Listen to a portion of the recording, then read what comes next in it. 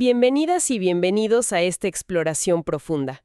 Hoy nos vamos a meter de lleno, pero de lleno, en las ideas de Freddy J. Morales. Tenemos extractos de su libro Mercy in Motion. Hay de todo un poco, ¿eh? Capítulos, poemas, el prefacio, el epílogo, bastante material. Y bueno, la misión de hoy es intentar desentrañar su perspectiva sobre cosas, pues, grandes, ¿no? Misericordia, bondad, la naturaleza humana, la relación con Dios. Lo que me llama la atención es cómo mezcla todo. Reflexiones personales, mucha Biblia, pero también, fíjate, referencias de películas. Una combinación, pues, peculiar. ¿Qué te parece si arrancamos con eso que él llama el problema de la misericordia? Suena como el meollo del asunto, ¿no? Dice que tiene que ver con sentir que nos merecemos las cosas. Exacto, es un punto de partida. Fuerte. El autor dice que el problema no es la misericordia como idea, sino cómo la tomamos nosotros, a nivel personal. Sentimos que merecemos lo bueno. Tenemos ese, como dices, ese entitlement.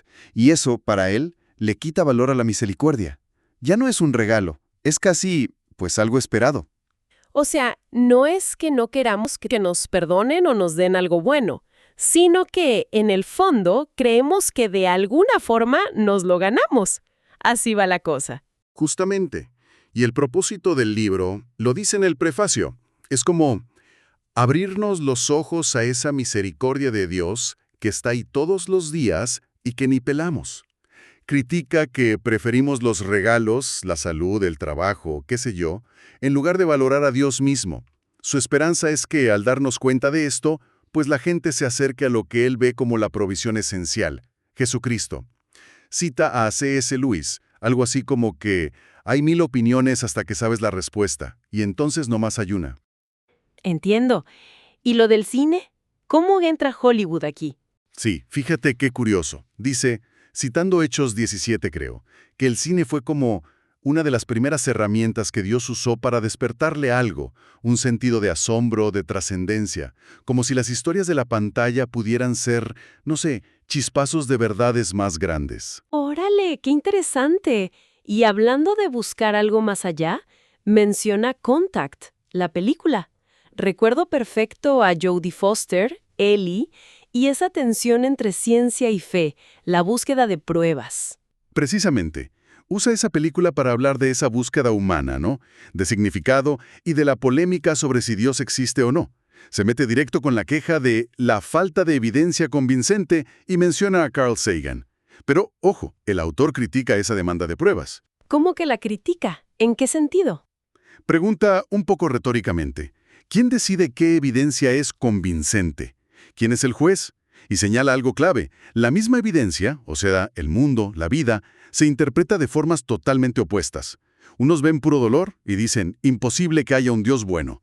Otros ven una complejidad increíble y dicen, a fuerza hay un creador, aunque chance ni le importamos. Y otros, pues nomás dicen, no veo pruebas claras, así que no hay nada. Entonces, el problema no es tanto la evidencia como tal, sino cómo la leemos, cómo la interpretamos. Para el autor, sí. Su argumento, que viene de una visión teológica del pecado original, es que nuestra capacidad para apreciar la evidencia está, digamos, dañada. Nuestra naturaleza caída nos impide ver claro.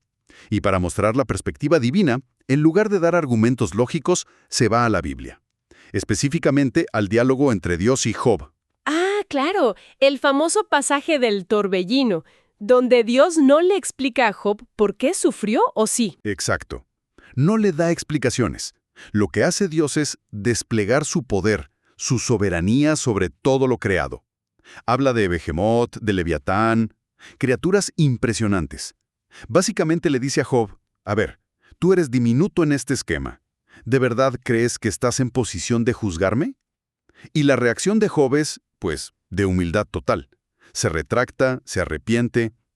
El autor usa esto para decir que la respuesta a nuestras dudas no siempre es una explicación lógica, sino un encuentro con la majestad de Dios que te pone en tu lugar, te reubica. Entiendo. No se trata de entenderlo todo con la cabeza, sino de reconocer la diferencia de escala, digamos. Sí, justo. Y refuerza esto con un montón de salmos y otros textos que hablan del poder, la eternidad, la grandeza de Dios que no podemos ni abarcar. Cita Salmo 68, 93, Crónicas, Éxodo, Juan. El punto es contrastar eso con nuestra limitación. Critique esa tendencia que tenemos de maravillarnos con, no sé, una puesta de sol o el universo, pero quedarnos ahí, sin reconocer al Creador detrás de todo. Ok, si esa es la visión de Dios que presentan tan inabarcable, ¿cómo encajamos nosotros, los humanos, en ese cuadro? Supongo que ahí entra de lleno el tema de la naturaleza humana. Reconoce los logros humanos, la ciencia, el arte, la exploración. No niega eso, pero plantea una paradoja. Y usa preguntas de películas que, pues, te hacen pensar. The 7 Pounds, 7 almas, ¿no te consideras una buena persona? Y la pregunta de Shutter Island, la isla siniestra que es brutal. ¿Qué sería peor, vivir como un monstruo o morir como un hombre bueno? La pregunta central aquí es, ¿de verdad somos buenos?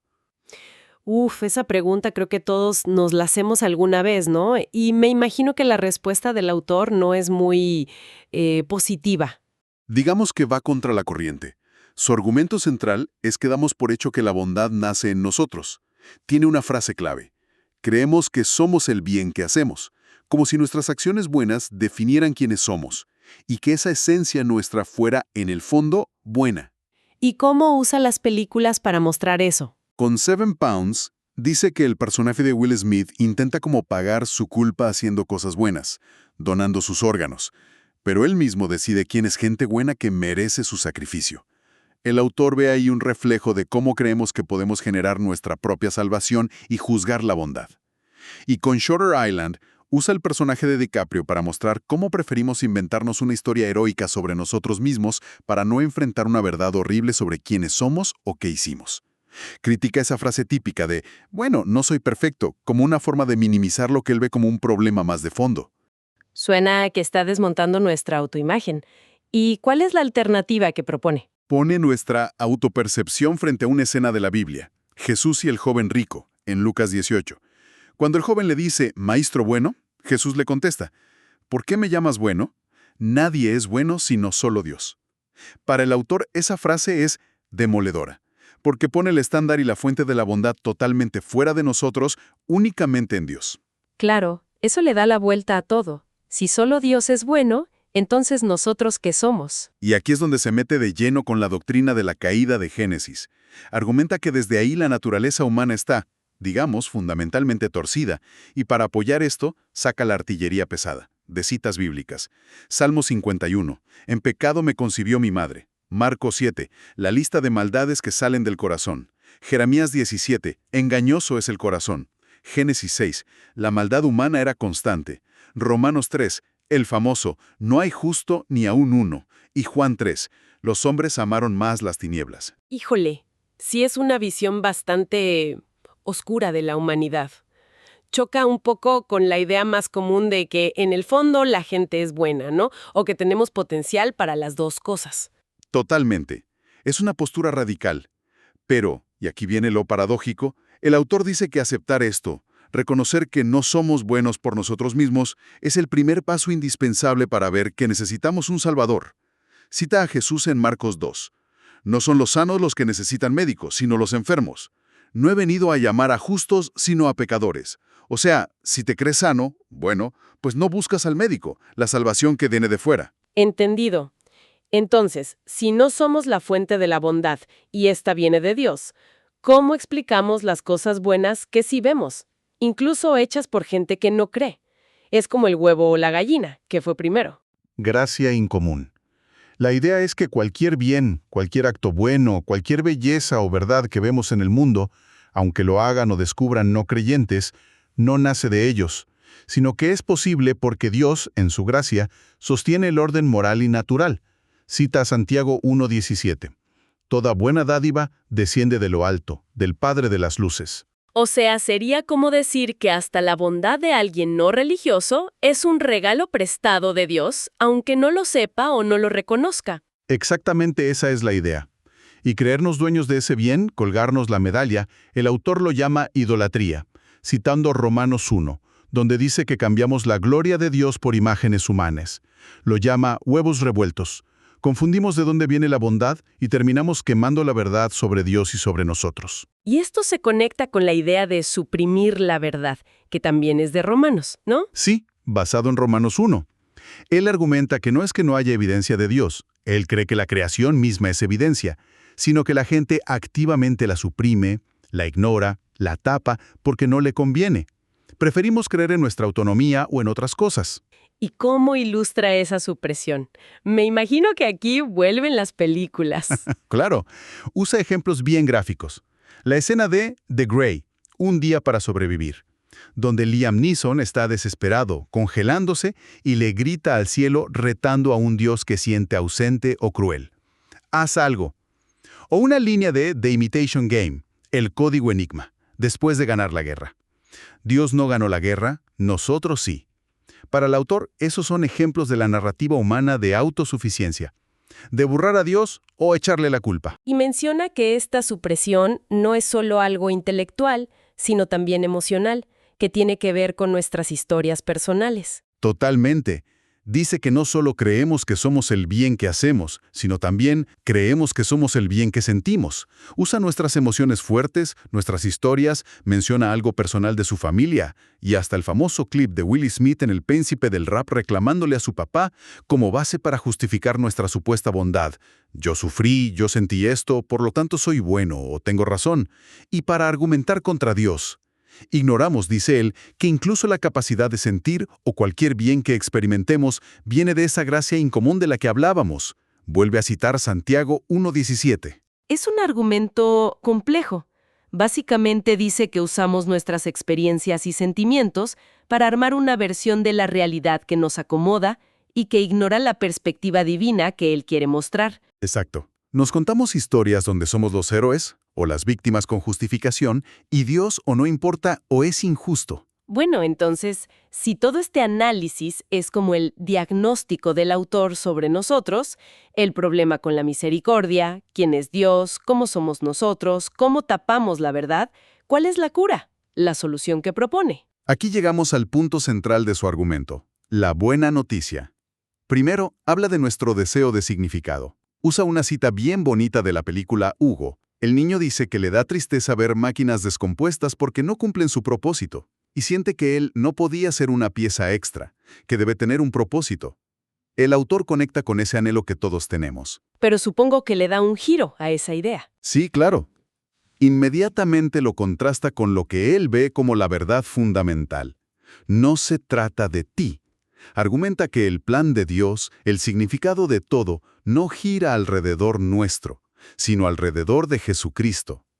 Y ahí cita pasajes clave. Juan 1, en el principio era el Verbo. Colosenses 1, Él es la imagen del Dios invisible. Todo fue creado por medio de Él y para Él. Hebreos 1, Dios nos ha hablado por el Hijo, quien sustenta todas las cosas. Quiere dejar clarísimo que Cristo es el centro de todo. Vale, el significado no está en nosotros, está en Cristo. ¿Y entonces la buena noticia cuál es? La buena noticia, como la presenta, es esta.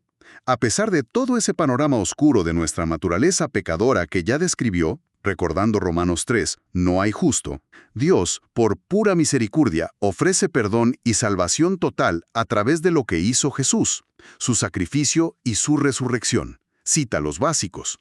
Romanos 6:23, la paga del pecado es muerte, pero el regalo de Dios es vida eterna en Cristo Jesús. Y 1 Corintios 15, Cristo murió por nuestros pecados, fue sepultado y resucitó. Y creo que vuelve a usar una referencia de película, ¿no? De la pasión de Cristo.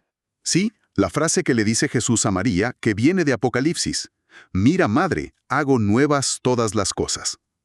Para el autor, eso simboliza la transformación radical que pasa cuando crees en Cristo. Los creyentes, dice, citando Romanos 9, se vuelven vasos de misericordia, preparados para la gloria.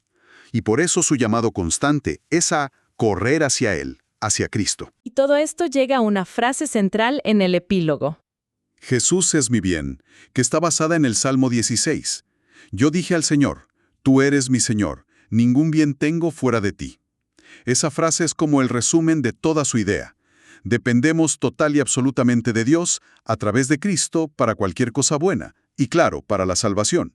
No hay bondad propia, no hay salvación propia, todo viene de Él. Y remata con el llamado final al arrepentimiento y a la fe en Cristo como el único camino, citando Juan 14:6. Yo soy el camino, la verdad y la vida. Nadie viene al Padre sino por mí. Bueno, pues sí que hemos recorrido un camino intenso, siguiendo el argumento de Freddie J. Morales en Mercy in Motion.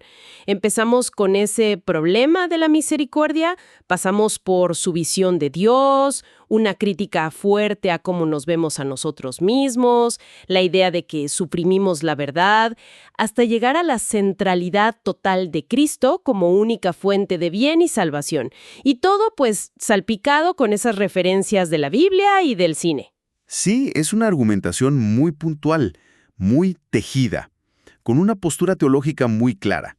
Y una reflexión final que quizás deja esta lectura, y que el autor parece buscar, es preguntarnos ¿cómo cambiaría nuestra forma de ver las cosas del día a día?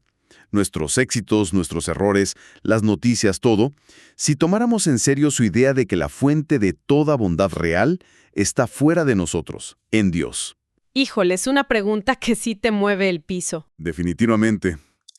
Y ligado a eso, el autor insiste mucho en el poder que tienen las narrativas, las que consumimos como las películas que cita, pero sobre todo las que nos contamos a nosotros mismos, sobre quiénes somos, por qué nos pasan las cosas, qué merecemos.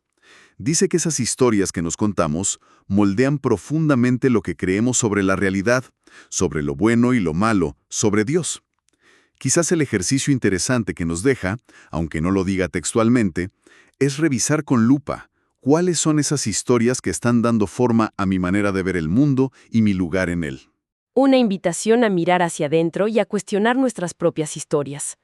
Con esa reflexión sobre el poder de las narrativas, cerramos esta charla profunda sobre las ideas de Mercy in Motion. Muchísimas gracias por acompañarnos en este análisis.